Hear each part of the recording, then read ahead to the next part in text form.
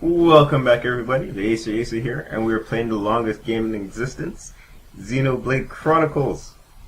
So, what was I going to say? Thank you very much for all the comments, guys. As you know, I do not have a Google Plus account, so that's why I'm not responding. I apologize for that, but thank you for the comments and all the subscribers, views, everything like that. Thank you very much. Let's continue the game. Last time we left off at Charlotte. Well, everybody in the group facing Jadeface. As we know, Jadeface is actually Gato, which is Charla's boyfriend, who went missing, I believe, a couple months before. So let's carry on, guys. Sorry about the cliffhanger too. Where am I?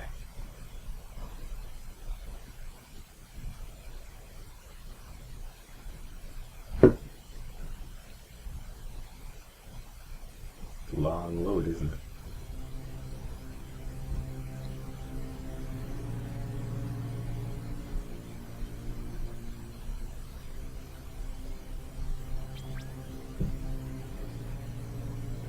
Lady Mayneth. It is not far off now. A world in which there is no need for fear. The hour draws near. Our will shall soon be done.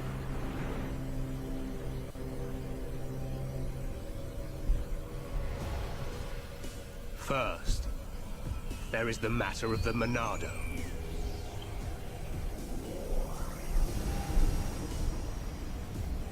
Our victory can only be assured if we destroy the Monado before it's too late. I sense your existence. I know you are alive. Zanza, the hour is upon us. Your time has come.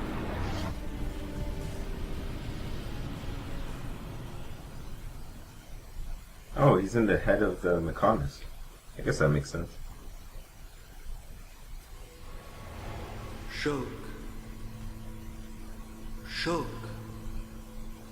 Who's calling my name? Shulk, you have acquired the ability to glimpse the future. The ability to understand the law of causality as decided by a higher power. A higher power? Like the Bionis?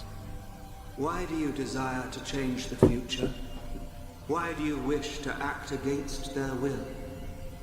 I do just as anyone would do. It is natural to want to change an unhappy future. If that is their will, then I choose to fight. If that is what you wish, Shulk, then you must find your Monado. My Monado. Precisely. The one true Monado.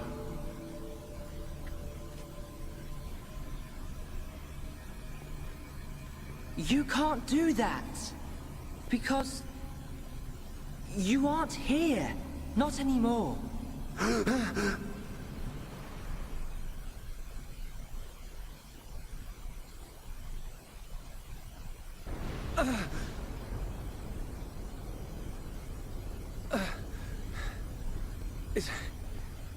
Is everyone okay? Yeah. That was a close one. I mean, how on Bionis did we survive that? We seem all right. I don't know. It could be that we were just lucky, but I'm sure there must be more to it than that. You were protected by the power of Lady Mayneth. Who's there?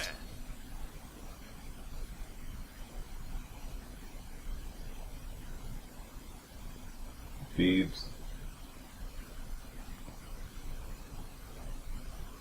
A Machina.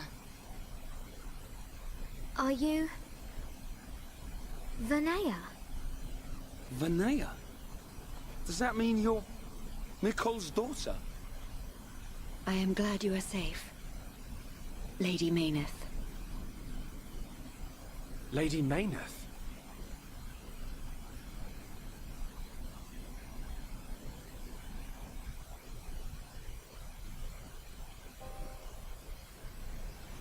That face was sent to destroy you. I am truly happy you're all right. You're lying. Gaddo would never try and hurt us. Sadly, his home's memories no longer remain. The current faces are nothing more than weapons, designed to annihilate all life on Bionis. It can't be. Faces are created by directly integrating the brainstem and metabolic organs of Homs into Mechon. Memories and emotion are nothing but a hindrance to an effective weapon. However, the early faces were experimental. Many retained memories from their former lives. This prevented them from executing their missions effectively.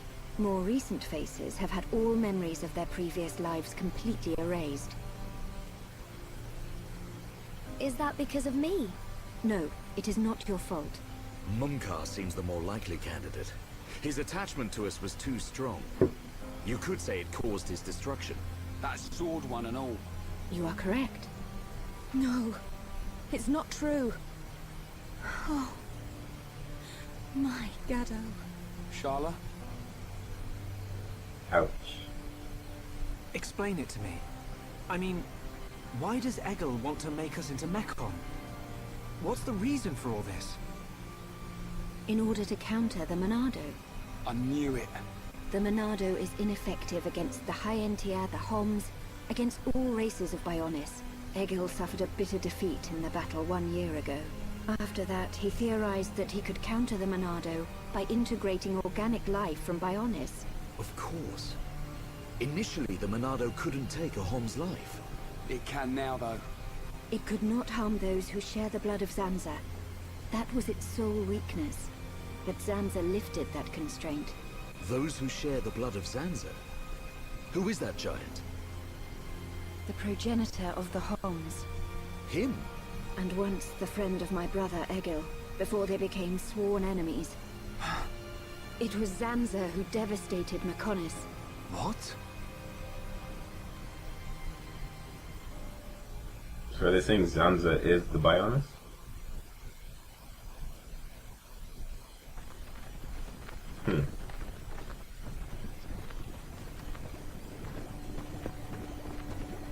Wow. Look at that. Are they the Haveras? They're the latest anti-Mechon weapons, designed by Lorothea and the Ministry of Research. What a glorious sight. The coming together of all the peoples of Bionis. Yes, sir. This is how it should always have been. Then perhaps Father would not. Your Highness. We are fortunate that Dickson informed us of the enemy's new weapon. Our defenses are ready. Today, we start our campaign against Galahad Fortress. Just beyond the fortress lies the imperial capital of Mechonis. This is a battle to determine not just our own fates, but the future of all life on Bionis. We fight for future prosperity and the glory and honor of all. Troops, advance!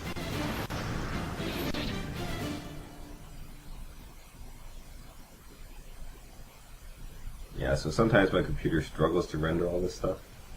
No idea Are why. you saying that Zanza is to blame for Mechonis' devastation? It's Zanza's sword that I'm using. Does this mean we're enemies? And if so, why are you... Shulk, calm down. Sorry, I will take you to the Mechonis capital, Agniratha. Is that your plan? Lead us straight to the gates of our enemy? Deliver us into Egil's hands? It will be quicker to show you than to explain. Then you will understand the history of Mechonis, and the battle between the two titans. Up ahead is a lift that leads to the central factory, within the chest of the Mechonis. The capital, Agniratha, lies just beyond there. So, it seems like we're very close to the end of the game. Probably only like 5 hours left. So initially I thought that Egil was just an idiot.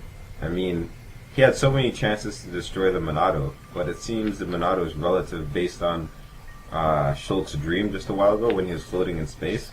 It seems like Alvis was talking to him, saying that he has to find the one true Monado.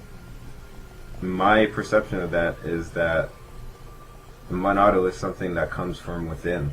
So Zanza was fighting with his own Monado and gave that Monado to somebody. I'm guessing that somebody was Dickson, or he stashed it inside that ice cave, and Dickson found it, and then what's his name right here?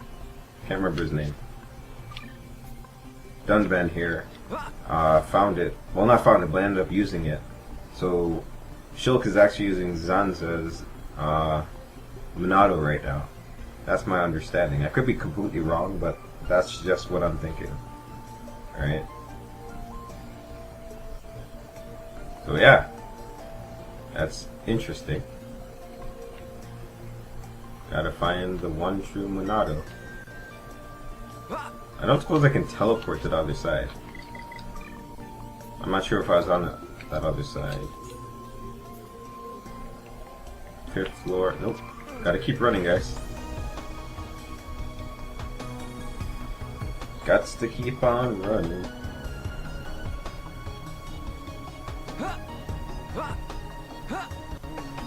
So how's everybody doing? Today is Saturday. I was actually supposed to go mountain biking today. It's kind of something that I've picked up. Mountain biking / trail biking, because it's kind of a mix. Last week I did 30 kilometers, which is quite a bit for me. First time I went was 25, then the 30, and this week I was supposed to do 40 kilometers from Cambridge. Yeah. That didn't happen, bad weather. I probably should have checked this area for a treasure chest. But I don't think there's anything here. Those monsters I fought the first time didn't really drop anything, so I think we're good.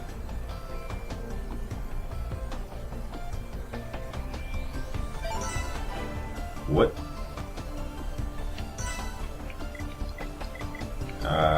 This guy. Awesome. Oh, this is still going. Okay. That's still going. Obstinance? I have no idea what that means.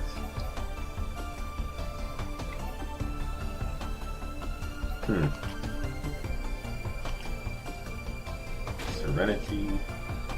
Yeah, you're good. And you're done too. So let's check your skill tree. Or links, what are they called? Charla, got nothing. You got nothing. Nothing.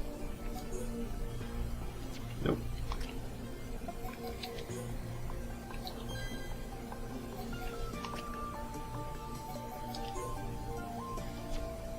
Wait, I should have this one, shouldn't I? Oh, it's not finished yet, that's why. What can we do? And this guy's never in the party, so he's never gonna learn anything. I'm okay with that. Unless if it's like a Final Fantasy battle where they randomly decide to throw in party members that you never use. Like Final Fantasy VIII, that final battle. That sucked. Well, not sucked, but unexpected. Out of the blue, they decide to throw in your random party members. Like, for me, I think it was always Squall, Zell, and Irvin. Or Irvine, whatever his name is. And they would throw in Renoa. Actually, they always kept one party member that you always had before, so they wouldn't totally screw you over. So it would either be Irvin, Squall, or Zell in the party, and then the other two are random. Like, I'd end up with Quistis, or Renoa, or Selphie, right? And they had nothing on them at all. They had no GFs, like Guardian Forces, no magic, nothing. So within one hit, Ultimecia would wipe them out. You know?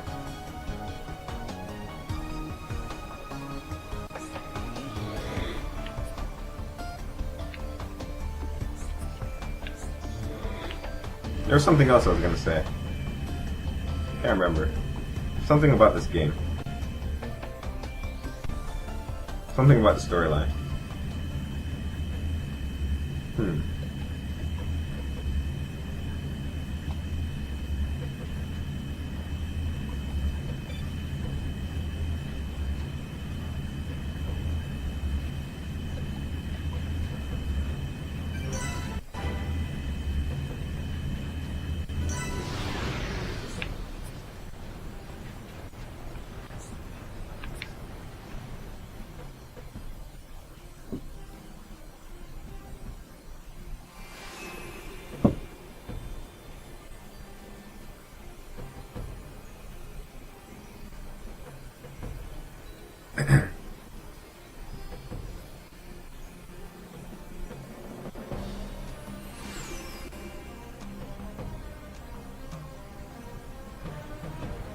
Boobs.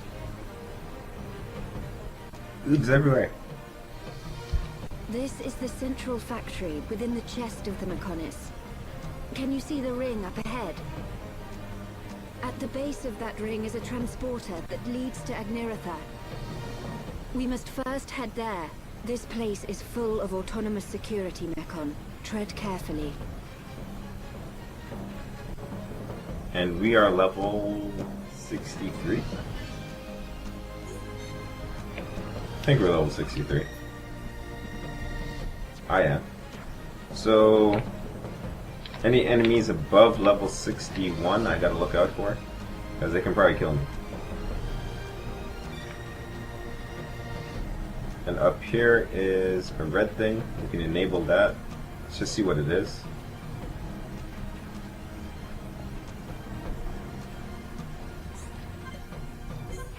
So I need to activate that thing, which caused the lift here, which takes us up to the center, approximately. Alright, so let's see what we got over here. Landing strip. Okay. Landing strip. Okay, we're going to try to finish this section within the time that I'm playing right now. It's 7:55 for me, and I plan on playing until like 10:30, so roughly 3 hours. 3.5 hours. And before I finish this game, I have to remember to go back and revisit Colony 6, because I have a lot of stuff for them that I haven't taken back. Right? I don't know if it's essential in any way for me to go back and get them, because I suppose if I did go back and deliver all that stuff to Colony 6, they might have been able to help out with the assault on what's this fortress called again? The enemy's weak. Can't remember. But don't drop your guard. Galahad Fortress. Yeah, that's it. I don't got time for this. We can definitely do this. Alright. Monado, lend us your power. Burn, baby, burn. You hear that, guys? My computer is struggling. I am so sorry. Like, I can't really blame the audio because the video itself is even slowing down. I gotta take care of this guy because this guy can actually kill me. What level is he? 59. Okay, he's easy. He's got nothing on me. So let's take this guy out. Don't need to heal yet. And he's dead. Let's take care of the other flyer. Oh, he's dead. Alright, awesome. Get behind this guy.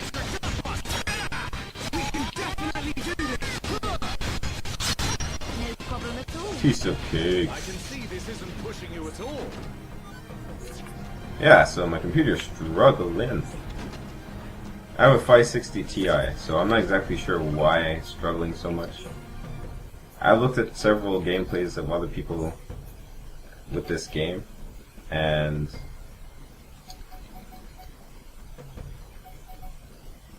I think this is what I just got.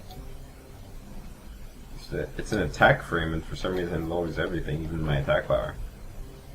That doesn't really make any sense. I'm kind of curious how it looks, though. Yeah, it looks pretty cool. But it does nothing for me. Yeah, so, I've looked at other gameplays of other people's with this game, and they don't experience as much slowdown as me, right? So I'm not exactly sure what kind of hardware they're using. I mean, I am using an i5. That's probably the reason. I don't know. i5 quad core. So these guys won't even bother me. Look at that. I'm so strong. Well, if they're not going to bother me, I'm not going to bother them. It's just a waste of time. So going over here takes me to that section. Doesn't anything take me back over here for the upper level? It doesn't look like it, so maybe we should check the upper level first, guys. Just to try and reduce the amount of backtracking we're doing. Because again, I do want to finish this section within 3 hours. I almost always say that, but sometimes whatever section you're in, it just takes a lot longer than 3 hours. Alright, so we didn't check out over there. So this section we're up on probably takes us back over to the other side, which is fine. We're not really backtracking. We're still exploring. So we'll wipe out these guys up here and see what treasures we've got. We've got 56, 56.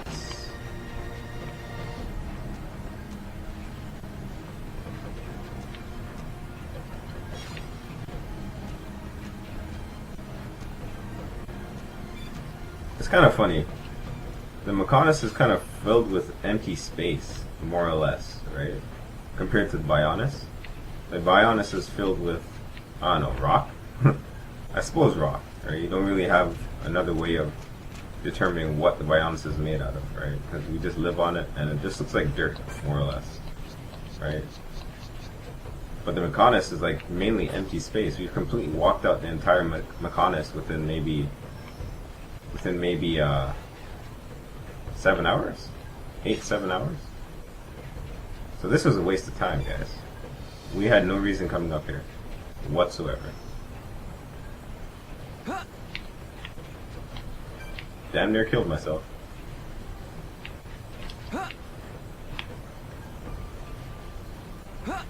Still checking the other side though.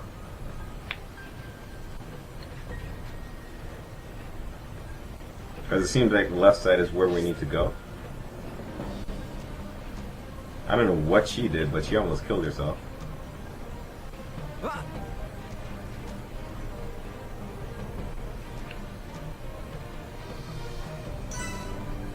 Landing strip. Hmm.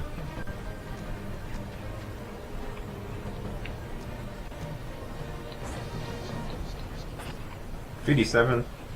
So apparently if you're 5 levels ahead, they don't bother you. I suppose if I had one character that was level 62 and not 63, they would probably still attack me. Because I assume that them not attacking me is based on the party's level average, right? That's just a guess. That's how I would do it.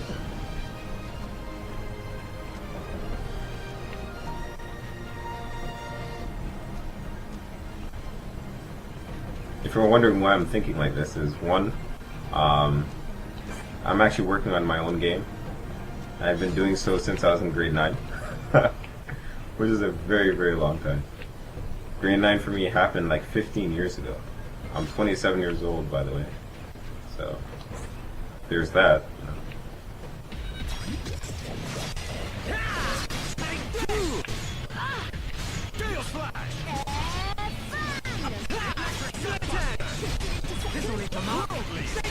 Oh, he's smart. Look at that. Now we're pulling together. Focus on Trying to make it so that we don't surround him. He tried though. Kind of failed. Goodbye. Should be okay if we fight like this. Yeah, I'm working on a video game using this program called ARM2K3. Wait. Yeah, ARM2K3, yeah. My game started in ARM2K. I transferred it over to ARM2K3. And since then there have been several upgrades to the software by the community. This guy named Cherry decided to create this thing called RPG Maker Ultimate 2009, I believe it is. And with 2009 you can overcome certain constraints in the program itself. I think the best example is probably the picture limit. With ARM2K3 and ARM2K, you were stuck with only 50 pictures on the screen. So if you wanted to show several pictures, like for example with this video game, if I was going to remake this battle system, much of the numbers showing on the screen right now, like a 2372, that would be 4 pictures alone, right? So if you wanted to make a game that was very interactive such as this, 50 pictures would never do it. I assume right now on the screen you're probably looking at maybe close to 100 pictures, right?